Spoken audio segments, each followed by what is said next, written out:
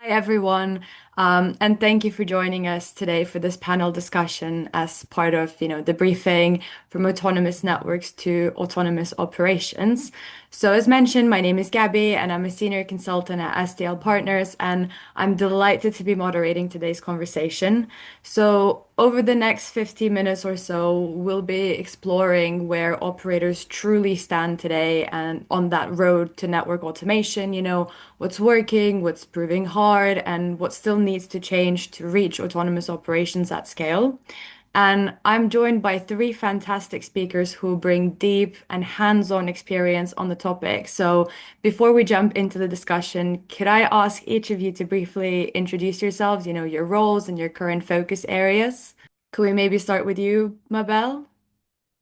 Yes, thanks, Gabi. Delighted to be here with my peers and with Gabi on this panel. My name is Mabel, and I'm part of Vodafone. I lead the digital and zero touch operations unit. So my team is responsible to bring automation to operations and to work with the wider network teams to see how we move towards the autonomous network journey. Thank you. What about you, Eddie? Could you introduce yourself? Uh, Hi, thank you for having us. Very happy to be here. My name is Eddie Fernando. I am working in Telefonica Corporation in CTIO unit, and I'm responsible for the autonomous network journey in Telefonica. Great. And last but not least, Stanis. Hi everybody. So yeah, my name is Estanis. I am responsible of customer support and the operations organization in Openwave. Openwave, yes, to let you know very quickly, it's a supplier of technology to operators and service providers in the area of messaging. So everything around the entire email ecosystem. And we also run and operate messaging platforms for our customers in managed services and SaaS models. So yeah, I'm also grateful for the opportunity to participate in this panel and share our experience about this fascinating topic of autonomous operations. Perfect. Thank you so much for these introductions and thank you for being here today. So, the final thing before we begin, we would love to hear from you and answer some questions from the audience. So, please feel free to send your questions to us as we go through the discussion, and we will try to either weave it into the discussion or get to them towards the end of the session. So, yeah, if you have any questions, please feel free to send them through. But yeah, without further ado, on to the discussion. So let's start by kind of setting the stage. Automation isn't new, and operators have really been on this journey for years. That's something that I also caught from the presentation before. But I guess something feels a little bit different now, and there's obviously growing pressure from operational efficiency perspective, from customer expectations that are also kind of evolving, and also AI is advancing quite rapidly. So I'd really like to understand your perspective on that current moment and why is autonomous networks and autonomous operations such an important topic right now? Maybe we could start with you, Estanis. Yes, so I would say from a technological perspective, there's been significant developments in the last few years. So, for example, we know cloud native architectures, microservices, observability platforms, etc.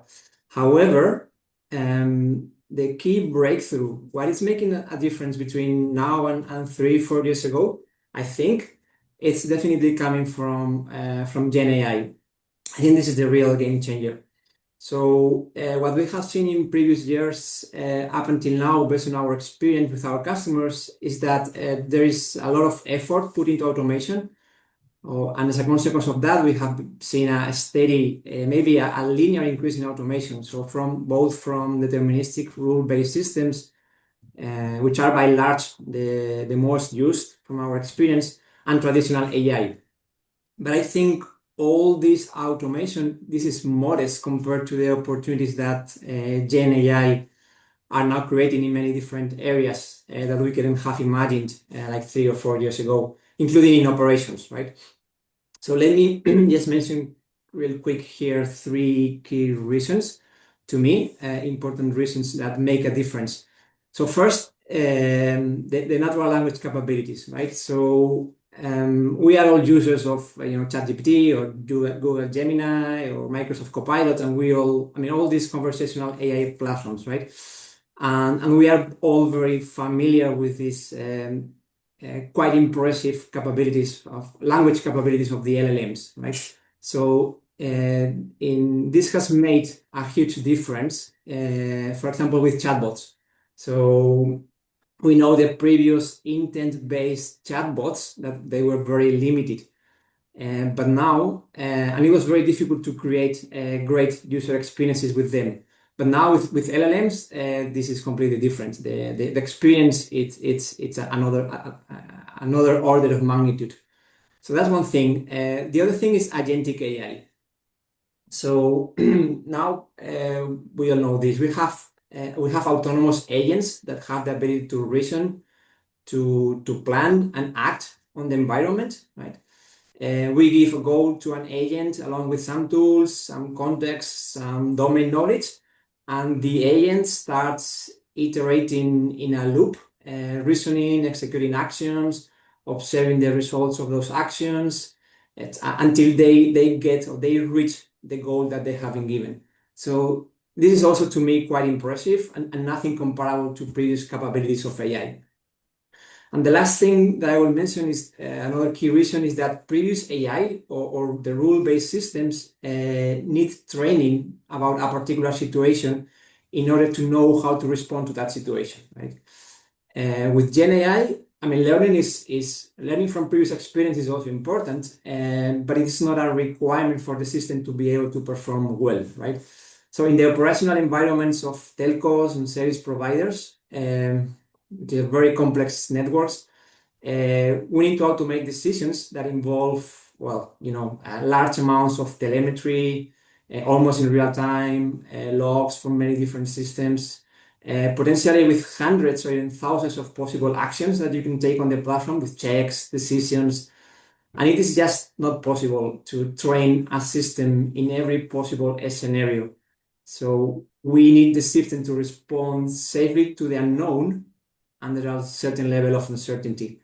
So these are capabilities of Gen AI, and to me, these are key reasons that make autonomous operations now more viable than ever before. That's fascinating. Thank you for that. As an operator, do you share that view, Mabel?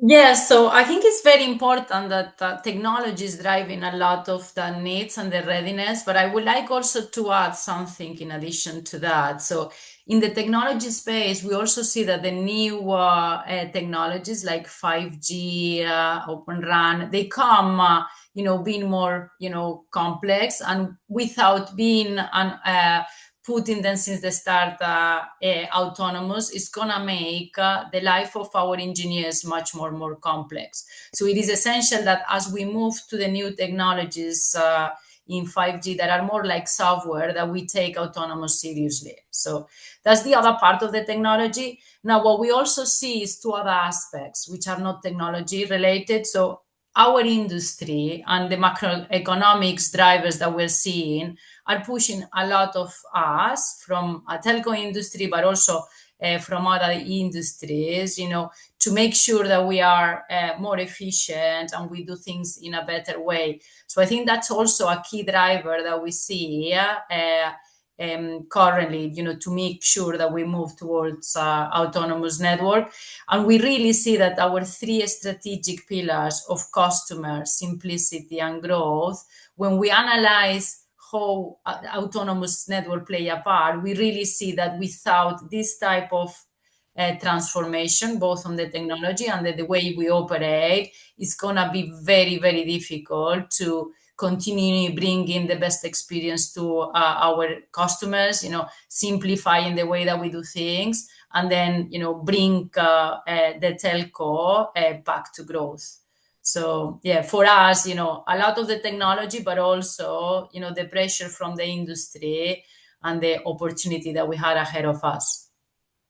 Perfect. Well, I think this is a really important question, so I'd like to give Eddie an opportunity to speak on it as well. Do you think there are I know we've heard quite a lot about technological improvements, the pressures from the customers and the industry. Are there any other reasons why this is kind of progressing now more so than before? Potentially some organizational reasons?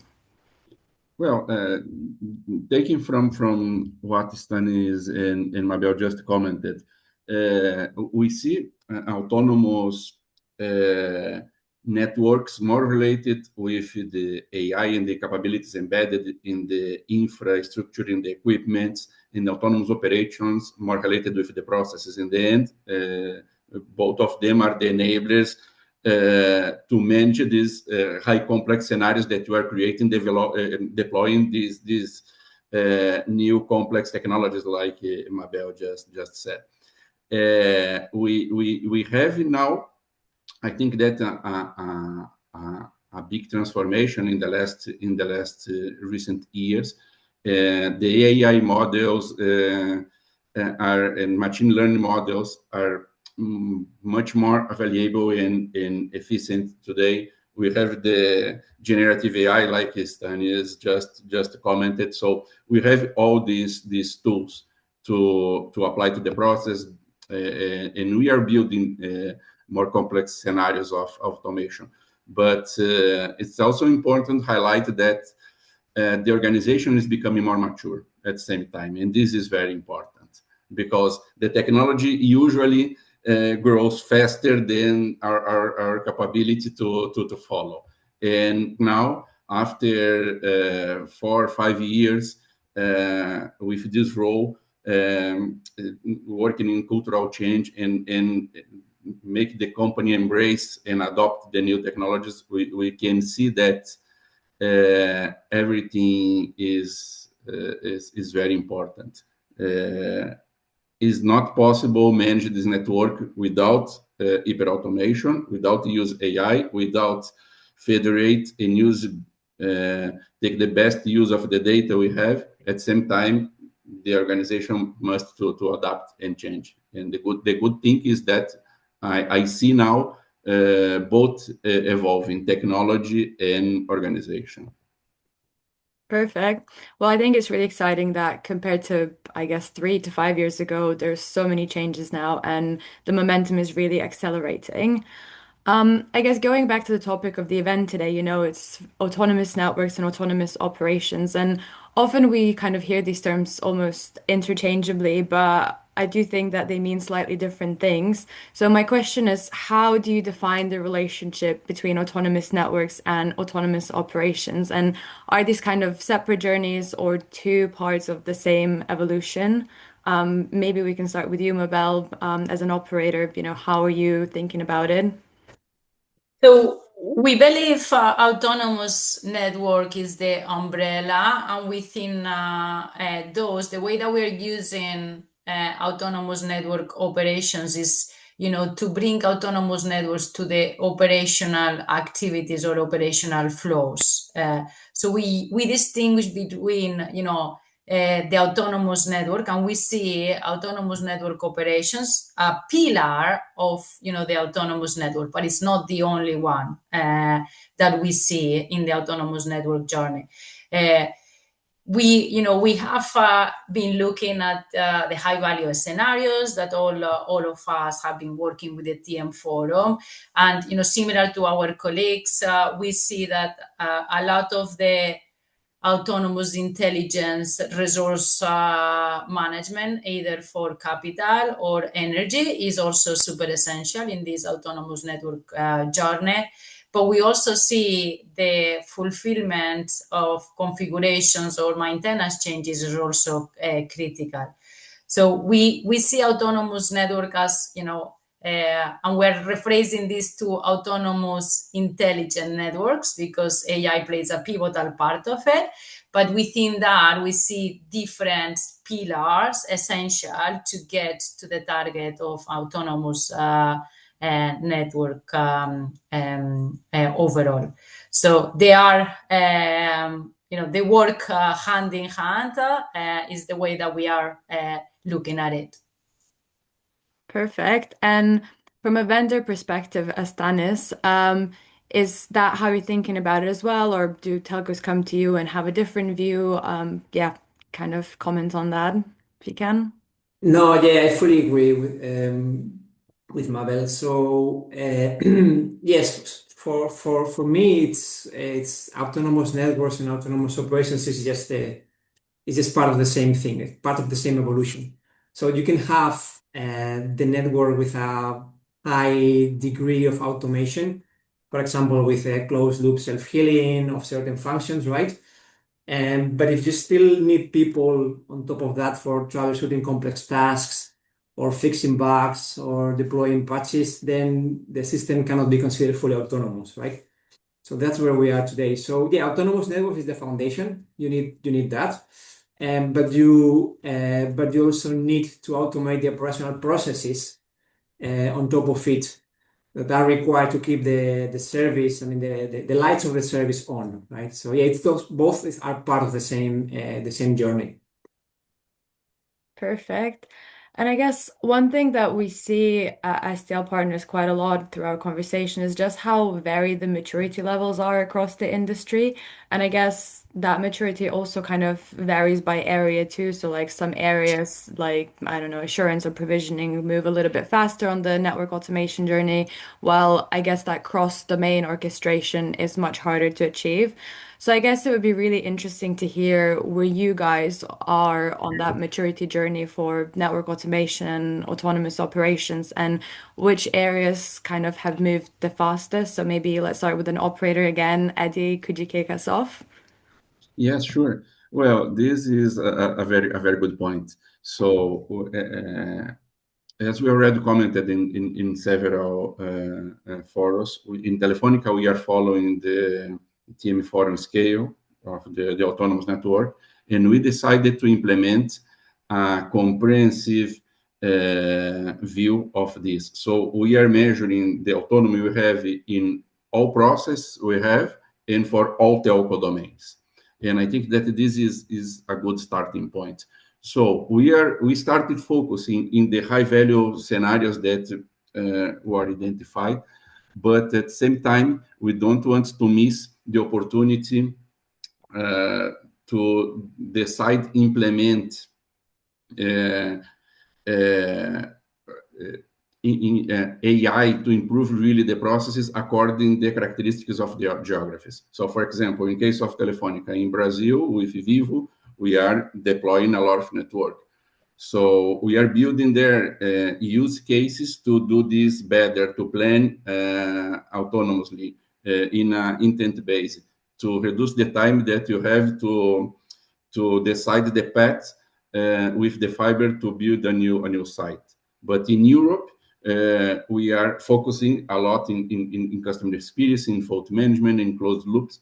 So we are adapting the technology according the needs in the specific scenarios. The good thing is that we are trying not miss anything. It's really good to have this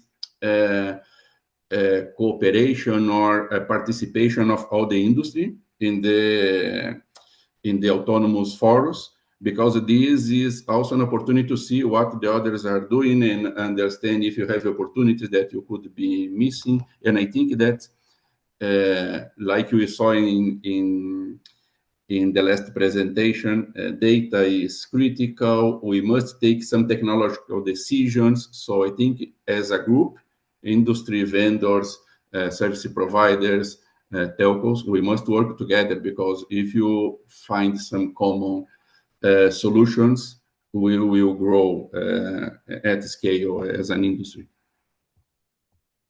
Interesting. And Estanis, I know you're focusing on one domain where you are supporting telcos and their network automation. So could you tell us a little bit more about that and what you're doing currently and how you're achieving and moving on that network automation journey with telcos?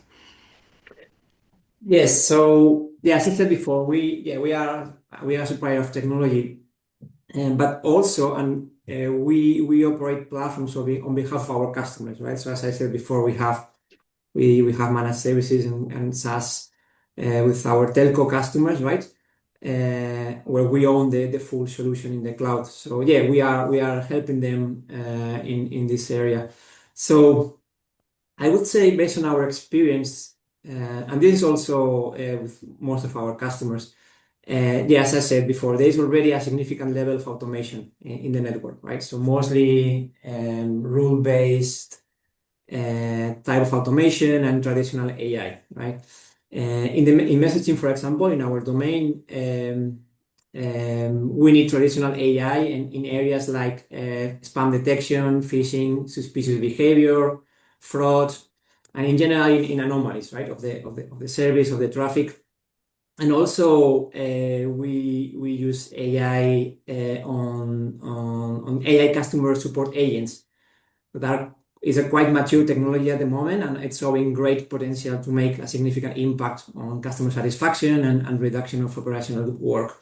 So based on all this, and in general from our experience, most of the messaging platforms that we deal with are at I would say around that level 2 of the TM forum approx, Now, in terms of autonomous operations, and this is when things get orders of magnitude more complex, right? We are now working with some of our customers, our telco customers, tier ones, to get to a level 3 and then to continue to, upwards. We have made very good progress in the last year or two in development of the framework technology, and we are now working with these customers in proof of concepts. So what I can say now at this stage is that the results that we are seeing are very promising. But considering the complexity of operating entire networks and systems autonomously without minimal human intervention or with minimal human intervention, I think there's a lot more work to do before we start seeing the results. So yeah, this is moving fast. There's been a lot of progress made in support agents, in customer care automation, help desk for service providers, and in AI operations. There are different areas where we are doing a lot of research and benchmarking with multi-agent architectures for root cause analysis, self-healing, automation of the CI/CD pipeline. So that's moving quite fast at the moment. Now, there is also many other things that we are working on, like finding defects in code, automatic bug fixing, etc. Right? This is still at a very early stage, but the results and the technology at the moment are making this, as I said before, more viable than ever. So yeah. Perfect. That's really interesting. And it does seem like, there's quite a lot of success within specific domains, and that automation can be quite successful when you focus on specific domains. But I guess one theme across operators that I've noticed is that automation tends to be much harder when you're looking at cross-domain automation. So I wanted to ask you, Mabel, perhaps, where do you think are the biggest kind of blockers to achieving that true end-to-end orchestration, automation, and perhaps what are you doing to kind of break down those boundaries? Yeah, so let me take that and let me give you two of the boundaries that are more complex. So it is true to say that if you limit, to one domain, either from a network domain being access core, it's easier to automate that. And it's also true to say that if you automate one area, being operations or incident, it's easier. When you start, touching two different aspects, either from a network domain or from a organizational domains, things become a bit more challenging. Okay, let me tell you what we are doing. It is super essential that we all move towards some key foundations and platforms across domains, and it's super essential that we understand the harmonization or the standard things that regardless of the network domain, it will happen. So we are now evaluating, so we have done some really, really good zero touch changes in the access backhaul domain. And we believe we can move that into the IP core domain, using, very similar capabilities for how we do something pretty simple, a software upgrade, right? Because, the way that you do a software for any type of domain, you kind of follow the same steps. There might be technicalities at the activity or task level, which is okay, but there is always a level of automation that is reusable and you could do. So that's how we are looking at. So we're taking the things that are similar and we're setting ourselves as an ambition. Okay, let's do this automation so that we can use potentially the workflow across domains. You might not be able to use the different parts on the task level, but trying to isolate what is reusable across domain and what is intrinsic that are going to be deviations per domain. So that's how we are looking into doing that, and the transport side of things is a perfect example on backhaul and on an IP that we are taking into consideration. Similarly, we're doing something very similar across domains. So operational second level teams, every morning they do the monitoring and health check. Okay, so it's a very simple activity. Every single vertical does the same, right? Okay. And those things can be also reused. So there are certain products and capabilities that no matter of the vertical, everyone does. So we're taking those, activities where, before you were relying on the experts on scripting to say, okay, why we don't democratize that expertise and we reuse it across all. So those are the areas where we're seeing the correlation more on the second level for changes or even some assurance on monitoring a health check or checking configurations and automating all of that. Perfect. Well, I do really like that you're sharing examples because I feel like sometimes those automation discussions can stay a little bit conceptual and not grounded in real evidence. So it's always really, really nice and really positive to hear some concrete examples of what operators are doing. And I'd love to hear more of that. Maybe Eddie, could you share any concrete successes that you've seen so far and, what benefits the successes have delivered perhaps in Telefonica?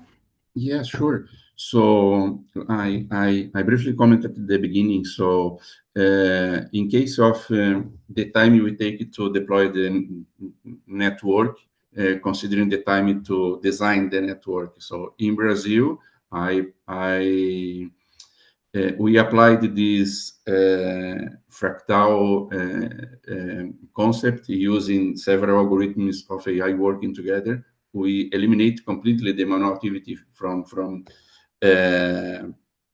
decide the path in to the fiber to build the new site, and build these scenarios that are very complex because we have some routes already there. You must to reuse them as much as possible.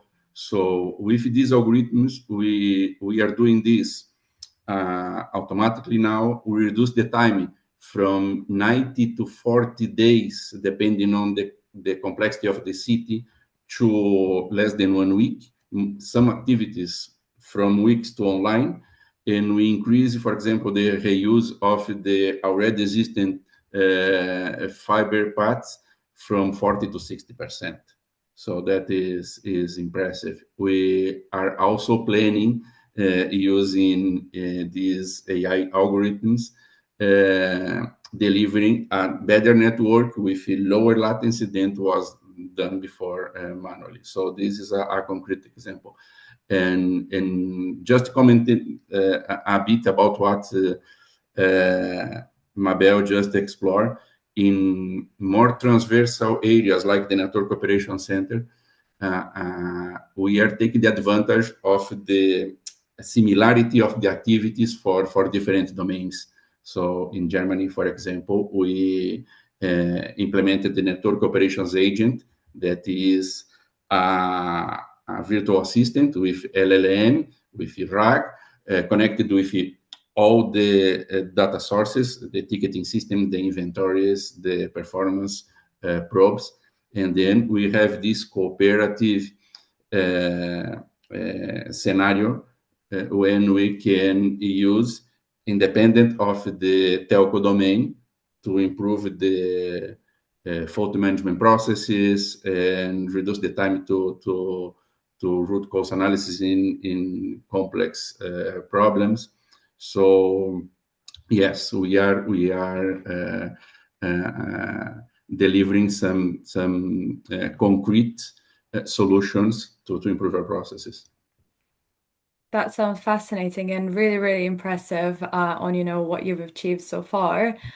And I guess, as much as we can learn from the successes, we probably learn even more from things that did not necessarily go as well. So I guess what would you say were the most important lessons that you've learned through the network automation journey that you're going through? Could we maybe start with you, Estanis? Yeah, so in terms of lessons, yeah, we have learned a lot about the practical development of an AI ops system, right? And we are still have a lot more to learn, but let me just mention one general lesson that I think is important for every organization. Any organization that wants to take a step towards autonomous networks or autonomous operations. So the point is just that an automation strategy is essential, right? So we cannot just invest blindly on automation without knowing the cost and the impact of each initiative and each use case. So we need to analyze each of the different use cases and evaluate the impact and the cost. So, for example, many tasks are much better solved with rule-based traditional scripts or this traditional AI, right? While other tasks require the reasoning capabilities or deeper analysis of generative AI, right? So asking an LLM, for example, to respond to a situation that a simple rule can resolve is just not efficient. It's not efficient at all and could make an entire automation program to fail. So yeah, I think this is an important lesson. We need to have a proper strategy, spend time analyzing all the use cases, deciding what technology fits better with the use case that we are trying to resolve, and plan it properly. So yeah, that's one key lesson that we've learned. That's definitely really interesting. And I saw Eddie was nodding all the way throughout you while Estanis was speaking. Does that kind of reflect that the lessons that you've learned at Telefonica? Yeah, so I commented about the success cases, but we learned a lot through this journey so far, and we have much more to learn. So to me, first, data is key. The availability, quality, and mechanisms to govern the data is key to implement whatever you want.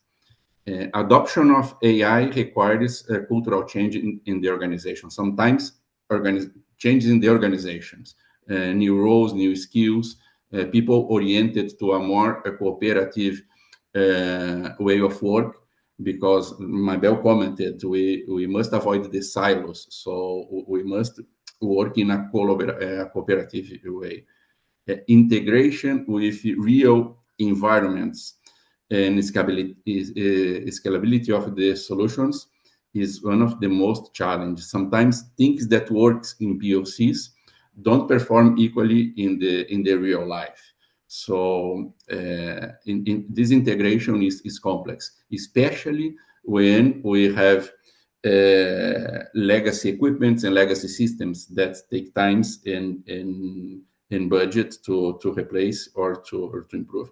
And I think that Stanis just commented something about the metrics. It's very important to identify since the beginning the business metrics that you are improving or you are aiming to improve with this use case. Because we must be business oriented. The budget is limited, and we must focus when we can get efficiency or improve the customer experience. It's interesting you mentioned proofs of concepts. I feel like, a lot of the things that we see right now are proof of concepts, and a lot of testing is happening at the moment. But I guess sometimes those attempts to automate networks really do stay in that POC stage for way too long. So my question would be, where have you found the biggest gaps between, successful POCs and real operationalization at scale? And I guess where are you seeing the biggest challenges in kind of scaling automation across the network lifecycle? Maybe we could start with you, Mabel. Yeah, it's a good question. Interesting. Like we can spend the remaining of the time on this one with myself and my two other panelists. So I think I personally think it is super essential that we continues learning on this journey, and I'm gonna give some examples as they bring it, to value. What we're seeing is that there is certain technology before, generative AI and agentic came in, where potentially the movement from proof of concepts to first production was shorter, but then the scalability was much longer, and we had a big challenge, and we continue to have a big challenge on a scalability in those use cases, right? If we talk about traditional AI, as well as process automation, as well as some of the RPA. So we see that the evolution from POC to first MVP is very quick, but then the scalability is way too slow. What we are learning in there is that it's actually not the technology, is what Eddie was talking about. In that journey, we see like that from the MVP to the to the scalability is the ways of working, is the skills, is like the things that need to come for that transformation to be scalable. And it's something that I will say, watch out. There is a lot of technology, but we are not sweating all the technology because, that, change that we need to drive in terms of processes, skill sets, and so on and so forth. Now, if we now look at the new technology that is over the news, like generative AI and agentic, is just moving to a speed that we've never seen before. And there's articles and things being read about it. So in this one, the way that we're approaching it, it is super essential that at the beginning on the POC, you prolong that to test, the risks on, cost, is this going to be valuable? Because once you go to MVP, the scale goes much quicker, right? So in these new technologies, we're seeing a kind of a reverse model where we are kind of making sure the POCs and the testing phase, we thoroughly look at it, because once you prove it, we see that it, the adoption is much quicker, and because it's an interface, towards humans and many other reasons. So those are the things that we are seeing with generative AI and agentic, that we need to also watch out. So my advice is that for the other technologies, let's expedite making sure that the culture, the people, we put more emphasis. For this new one, let's make sure that we thoroughly test it, evaluate the metrics that Eddie was talking about. What is the cost? What is the benefit? When this is scalable, is it going to be good or not? So we can learn at the first phase. Interesting. What about you, Estanislao? Do you have any insights about moving from POC stage to the more operational stage? Yes. So yeah, moving from POCs to real life, right? And to me, there is a big challenge, yes, that we need to overcome, which is basically building trust, right? So when you have a closed loop system with minimal human interaction, that can stop an entire platform or modify the configuration or change the software, deploy updates, or in general that has the potential to impact the whole service, it requires a significant amount of trust, right? So this implies that the amount of effort required to develop the system to make sure that it only makes sound and safe decisions is going to be quite significant. And also on top of that, as we know, unlike a traditional software system, an AI system is non-deterministic, right? And that, I mean, it's not always to respond the same way to the same input. So this makes building trust much more complicated. So this, I mean, all these things have to be addressed in the move from POCs to production systems. And there are strategies for that. I mean, there's, of course, very extensive benchmarking, right? There are digital twins, there are humans in the loop. And yeah, all these things have to gradually help us build trust and confidence on the system from when we go from POCs into real life production systems. Thank you for that. And while you were speaking, Mabel, actually a question came in from the audience. And the question was, are there any additional challenges with autonomous networks and progressing with that journey when you are merging with another operator? And the example that was called out was Vodafone with Three in the UK. So just wanted to check if you have any insights on that. So yeah, so we can all, mention, when we have mergers and we bring, different footprints together, there is an opportunity that maybe the person call it as a challenge, how we can scale these things together. So the complications is that. Eddie was talking about the data, right, and the feeding system. So obviously, when you have different networks, you have different, systems feeding and different, OSSs bringing that part of it. But we're working, very much, closely to make sure that that data is available, and then we can create that autonomous network journey across the different things. So it is true to say that when we have a bigger footprint that had different type of toolings, is more complicated. So that's the challenge, but we have a great opportunity because what we're looking at is that we are moving to autonomous networks. Some of the systems, the vendors are very similar, they talk the same language, right? So there is a huge opportunity on how we can leverage what we do in one place and the other.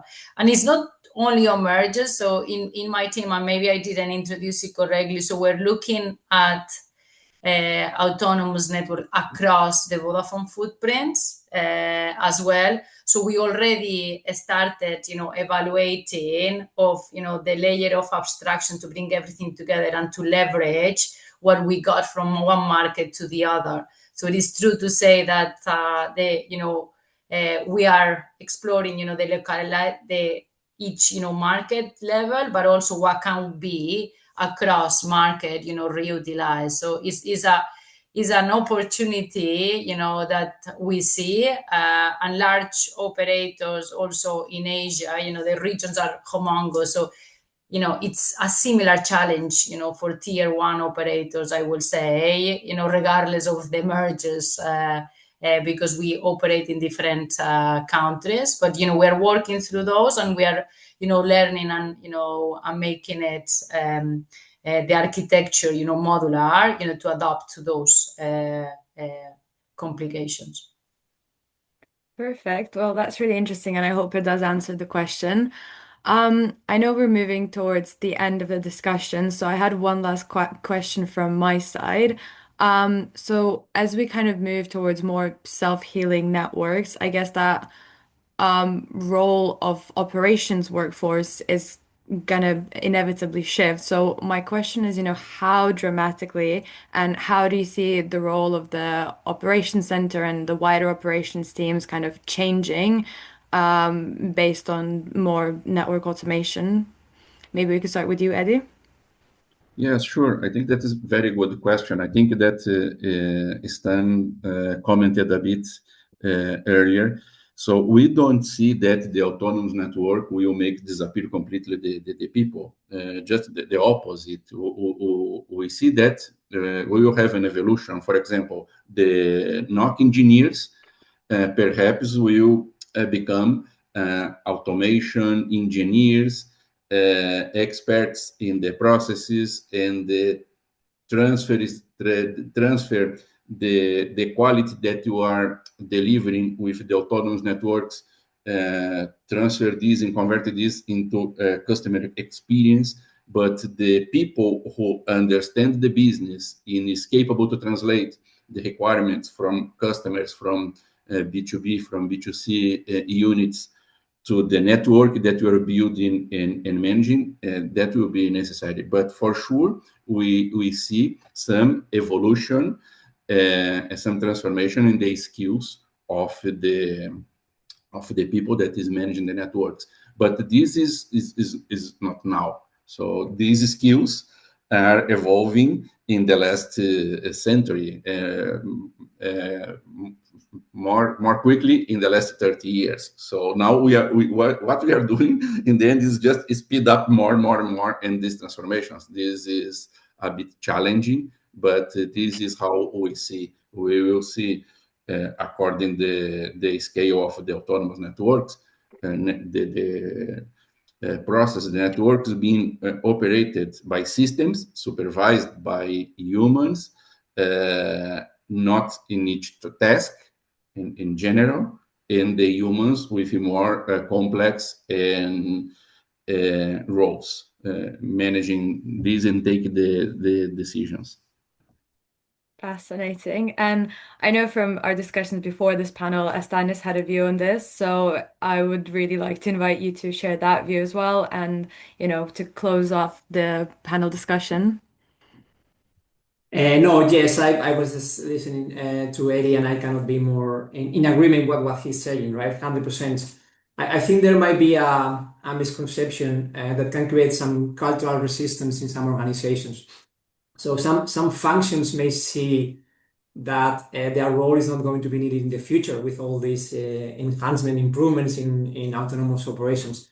But the reality is that this is just going to allow people to use their talent in roles that require more creative and innovative tasks that machines are not so good at doing at the moment, right? So I think this transformation, if done well, has the potential to improve the productivity of organizations by using people's talent to help drive more value rather than using that talent to keep fighting and solving problems every day, problems that can be resolved by machines. So yeah, certainly I fully agree with what Eddie said. Perfect. Well, I know we are almost at time, so I would really like to thank all of our panelists, Eddie, Mabel, Estanis. You've been brilliant, and your insights were really, really interesting. And also, thank you so much for being here with us and for asking questions. And yeah, I think it was a great session, and it was a pleasure to be here today. And I really hope to see you in other events.